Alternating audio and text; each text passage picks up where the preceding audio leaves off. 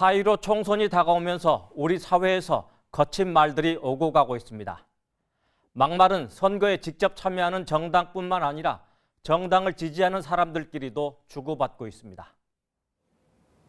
기독교계도 마찬가지입니다.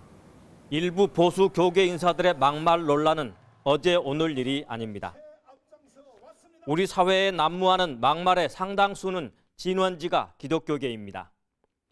일부이기는 하지만 교계 인사가 막말을 하면 교인들과 친분이 있는 인사들에게 그 막말이 전파되고 있습니다.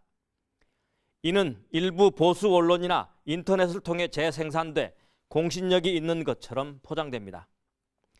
일부 언론은 SNS에서 퍼온 막말을 기사화하는 것을 즐기고 있습니다. 악순환의 고리가 영향력 있는 교계를 포함한 일부 인사들과 일부 저급한 언론으로 엮여 있습니다.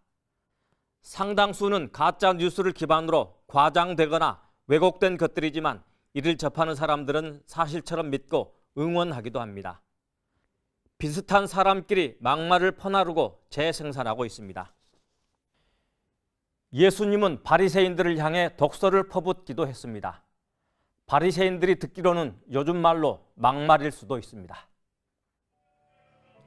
예수님이 독설로 바리새인들을 훈계한 것은 영적 권위를 갖고 있었기 때문입니다. 예수님 이후 그 누구도 예수님만큼의 영적 권위를 갖고 있는 사람은 없습니다. 그런데 막말을 하는 기독교인 중 일부는 성경의 권위를 빌려 하는 경우가 많습니다. 코로나19 사태 이후 막말의 대상은 대통령과 지방자치단체장 등 다양합니다. 대통령도 정치인도 지방자치단체장도 비난받을 수 있지만 거기에 막말이 더해지면 비난의 품격은 달라집니다. 막말로 특정인을 비방하면 자기 만족을 느낄 수는 있겠지만 상대방을 설득하는 데는 역효과가 날 수 있습니다.